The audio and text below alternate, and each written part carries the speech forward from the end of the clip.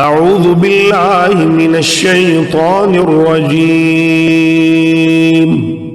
بسم اللہ الرحمن الرحیم۔ پناہ مانگتا ہوں اللہ کی شیطان مردود سے۔ شروع اللہ کے نام سے جو رحمان و رحیم ہے۔ سواد، قسم ہے نصیحت بھرے قرآن کی، بلکہ یہی لوگ جنہوں نے ماننے سے انکار کیا ہے سخت تکبر اور ضد میں مبتلا ہیں۔ ان سے پہلے ہم ایسی کتنی ہی قوموں کو ہلاک کر چکے ہیں، اور جب ان کی شامت آئی ہے تو وہ چیخ اٹھے ہیں، مگر وہ وقت بچنے کا نہیں ہوتا۔ ان لوگوں کو اس بات پر بڑا تعجب ہوا کہ ایک ڈرانے والا خود انہی میں سے آ گیا۔ منکرین کہنے لگے کہ یہ ساحر ہے، سخت جھوٹا ہے، کیا اس نے سارے خداؤں کی جگہ بس ایک ہی خدا بنا ڈالا؟ یہ تو بڑی عجیب بات ہے۔ اور سرداران قوم یہ کہتے ہوئے نکل گئے کہ چلو اور ڈٹے رہو اپنے معبودوں کی عبادت پر۔ یہ بات تو کسی اور ہی غرض سے کہی جا رہی ہے۔ یہ بات ہم نے زمانہ قریب کی ملت میں کسی سے نہیں سنی۔ یہ کچھ نہیں ہے مگر ایک من گھڑت بات۔ کیا ہمارے درمیان بس یہی ایک شخص رہ گیا تھا جس پر اللہ کا ذکر نازل کر دیا گیا؟ اصل بات یہ ہے کہ یہ میرے ذکر پر شک کر رہے ہیں، اور یہ ساری باتیں اس لیے کر رہے ہیں کہ انہوں نے میرے عذاب کا مزہ چکھا نہیں ہے۔ کیا تیرے داتا اور غالب پروردگار کی رحمت کے خزانے ان کے قبضے میں ہیں؟ کیا یہ آسمان و زمین اور ان کے درمیان کی چیزوں کے مالک ہیں؟ اچھا تو یہ عالم اسباب کی بلندیوں پر چڑھ کر دیکھیں۔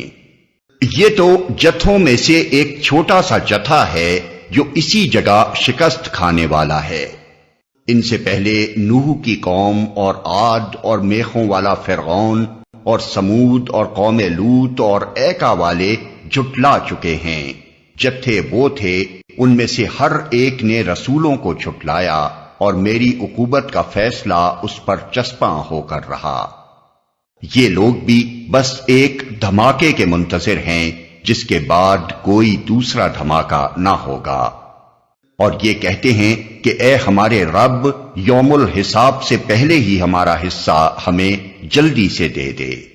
اے نبی، صبر کرو ان باتوں پر جو یہ لوگ بناتے ہیں، اور ان کے سامنے ہمارے بندے داؤد کا قصہ بیان کرو جو بڑی قوتوں کا مالک تھا، ہر معاملے میں اللہ کی طرف رجوع کرنے والا تھا۔ ہم نے پہاڑوں کو اس کے ساتھ مسخر کر رکھا تھا کہ صبح و شام وہ اس کی تسبیح کرتے تھے۔ پرندے سمٹ آتے اور سب کے سب اس کی تسبیح کی طرف متوجہ ہو جاتے تھے۔ ہم نے اس کی سلطنت مضبوط کر دی تھی، اس کو حکمت عطا کی تھی، اور فیصلہ کن بات کہنے کی صلاحیت بخشی تھی۔ پھر تمہیں کچھ خبر پہنچی ہے ان مقدمے والوں کی جو دیوار چڑھ کر اس کے بالا خانے میں گھس آئے تھے۔ جب وہ داؤد کے پاس پہنچے تو وہ انہیں دیکھ کر گھبرا گیا۔ انہوں نے کہا، ڈریے نہیں، ہم دو فریق مقدمہ ہیں جن میں سے ایک نے دوسرے پر زیادتی کی ہے۔ آپ ہمارے درمیان ٹھیک ٹھیک حق کے ساتھ فیصلہ کر دیجئے، بے انصافی نہ کیجئے، اور ہمیں راہ راست بتائیے۔ یہ میرا بھائی ہے، اس کے پاس 99 دمبیاں ہیں اور میرے پاس صرف ایک ہی دمبی ہے۔ اس نے مجھ سے کہا کہ یہ ایک دمبی بھی میرے حوالے کر دے، اور اس نے گفتگو میں مجھے دبا لیا۔ آیت سجدہ۔ داؤد نے جواب دیا، اس شخص نے اپنی دمبیوں کے ساتھ تیری دمبی ملا لینے کا مطالبہ کر کے یقیناً تجھ پر ظلم کیا، اور واقعہ یہ ہے کہ مل جل کر ساتھ رہنے والے لوگ اکثر ایک دوسرے پر زیادتیاں کرتے رہتے ہیں۔ بس وہی لوگ اس سے بچے ہوئے ہیں جو ایمان رکھتے ہیں اور عمل صالح کرتے ہیں، اور ایسے لوگ کم ہی ہیں۔ یہ بات کہتے کہتے داؤد سمجھ گیا کہ یہ تو ہم نے دراصل اس کی آزمائش کی ہے، چنانچہ اس نے اپنے رب سے معافی مانگی اور سجدے میں گر گیا اور رجوع کر لیا۔ تب ہم نے اس کا وہ قصور معاف کیا اور یقیناً ہمارے ہاں اس کے لیے تقرب کا مقام اور بہتر انجام ہے۔ ہم نے اس سے کہا، اے داؤد، ہم نے تجھے زمین میں خلیفہ بنایا ہے، لہذا تو لوگوں کے درمیان حق کے ساتھ حکومت کر اور خواہش نفس کی پیروی نہ کر کہ وہ تجھے اللہ کی راہ سے بھٹکا دے گی۔ جو لوگ اللہ کی راہ سے بھٹکتے ہیں یقیناً ان کے لیے سخت سزا ہے کہ وہ یوم الحساب کو بھول گئے۔ ہم نے اس آسمان اور زمین کو اور اس دنیا کو جو ان کے درمیان ہے فضول پیدا نہیں کر دیا ہے، یہ تو ان لوگوں کا گمان ہے جنہوں نے کفر کیا ہے، اور ایسے کافروں کے لیے بربادی ہے جہنم کی آگ سے۔ کیا ہم ان لوگوں کو جو ایمان لاتے اور نیک اعمال کرتے ہیں اور ان کو جو زمین میں فساد کرنے والے ہیں یکساں کر دیں؟ کیا متقیوں کو ہم فاجروں جیسا کر دیں؟ یہ ایک بڑی برکت والی کتاب ہے جو اے محمد ہم نے تمہاری طرف نازل کی ہے تاکہ یہ لوگ اس کی آیات پر غور کریں اور عقل و فکر رکھنے والے اس سے سبق لیں۔ اور داؤد کو ہم نے سلیمان جیسا بیٹا عطا کیا، بہترین بندہ، کثرت سے اپنے رب کی طرف رجوع کرنے والا۔ قابل ذکر ہے وہ موقع جب شام کے وقت اس کے سامنے خوب سدھے ہوئے تیز رو گھوڑے پیش کیے گئے تو اس نے کہا، میں نے اس مال کی محبت اپنے رب کی یاد کی وجہ سے اختیار کی ہے۔ یہاں تک کہ جب وہ گھوڑے نگاہ سے اوجھل ہو گئے تو اس نے حکم دیا کہ انہیں میرے پاس واپس لاؤ، پھر لگا ان کی پنڈلیوں اور گردنوں پر ہاتھ پھیرنے۔ اور دیکھو کہ سلیمان کو بھی ہم نے آزمائش میں ڈالا اور اس کی کرسی پر ایک جسد لا کر ڈال دیا۔ پھر اس نے رجوع کیا اور کہا کہ اے میرے رب، مجھے معاف کر دے اور مجھے وہ بادشاہی دے جو میرے بعد کسی کے لیے سزاوار نہ ہو، بے شک تو ہی اصل داتا ہے۔ تب ہم نے اس کے لیے ہوا کو مسخر کر دیا جو اس کے حکم سے نرمی کے ساتھ چلتی تھی جدھر وہ چاہتا تھا، اور شیاطین کو مسخر کر دیا، ہر طرح کے معمار اور غوطہ خور اور دوسرے جو پابند سلاسل تھے۔ ہم نے اس سے کہا، یہ ہماری بخشش ہے، تجھے اختیار ہے جسے چاہے دے اور جس سے چاہے روک لے، کوئی حساب نہیں۔ یقیناً اس کے لیے ہمارے ہاں تقرب کا مقام اور بہتر انجام ہے۔ اور ہمارے بندے ایوب کا ذکر کرو، جب اس نے اپنے رب کو پکارا کہ شیطان نے مجھے سخت تکلیف اور عذاب میں ڈال دیا ہے، ہم نے اسے حکم دیا، اپنا پاؤں زمین پر مار، یہ ہے ٹھنڈا پانی نہانے کے لیے اور پینے کے لیے۔ ہم نے اسے اس کے اہل و عیال واپس دیے اور ان کے ساتھ اتنے ہی اور اپنی طرف سے رحمت کے طور پر اور عقل و فکر رکھنے والوں کے لیے درس کے طور پر۔ اور ہم نے اس سے کہا، تنکوں کا ایک مٹھا لے اور اس سے مار دے، اپنی قسم نہ توڑ۔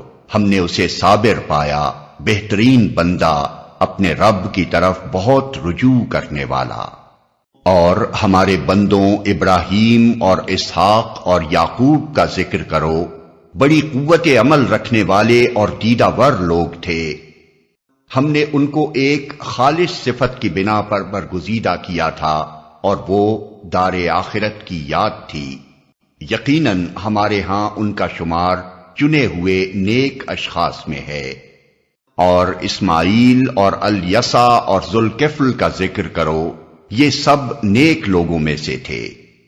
یہ ایک ذکر تھا، اب سنو کہ متقی لوگوں کے لیے یقیناً بہترین ٹھکانہ ہے، ہمیشہ رہنے والی جنتیں جن کے دروازے ان کے لیے کھلے ہوں گے، ان میں وہ تکیے لگائے بیٹھے ہوں گے، خوب خوب فواکہ اور مشروبات طلب کر رہے ہوں گے، اور ان کے پاس شرمیلی ہمسن بیویاں ہوں گی۔ یہ وہ چیزیں ہیں جنہیں حساب کے دن عطا کرنے کا تم سے وعدہ کیا جا رہا ہے، یہ ہمارا رزق ہے جو کبھی ختم ہونے والا نہیں۔ یہ تو ہے متقیوں کا انجام، اور سرکشوں کے لیے بدترین ٹھکانہ ہے جہنم، جس میں وہ جھلسے جائیں گے، بہت ہی بری قیام گاہ۔ یہ ہے ان کے لیے پس وہ مزہ چکھیں کھولتے ہوئے پانی اور پیپ لہو اور اسی قسم کی دوسری تلخیوں کا۔ وہ جہنم کی طرف سے اپنے پیروں کو آتے دیکھ کر آپس میں کہیں گے، یہ ایک لشکر تمہارے پاس گھسا چلا آ رہا ہے، کوئی خوش آمدید ان کے لیے نہیں ہے، یہ آگ میں جھلسنے والے ہیں۔ وہ ان کو جواب دیں گے، نہیں بلکہ تم ہی جھلسے جا رہے ہو، کوئی خیر مقدم تمہارے لیے نہیں، تم ہی تو یہ انجام ہمارے آگے لائے ہو، کیسی بری ہے یہ جائے قرار۔ پھر وہ کہیں گے، اے ہمارے رب، جس نے ہمیں اس انجام کو پہنچانے کا بندوبست کیا، اس کو دوزخ کا دوہرا عذاب دے۔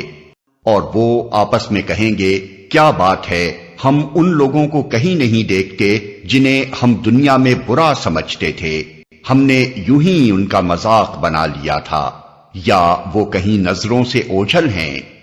بے شک یہ بات سچی ہے، اہل دوزخ میں یہی کچھ جھگڑے ہونے والے ہیں۔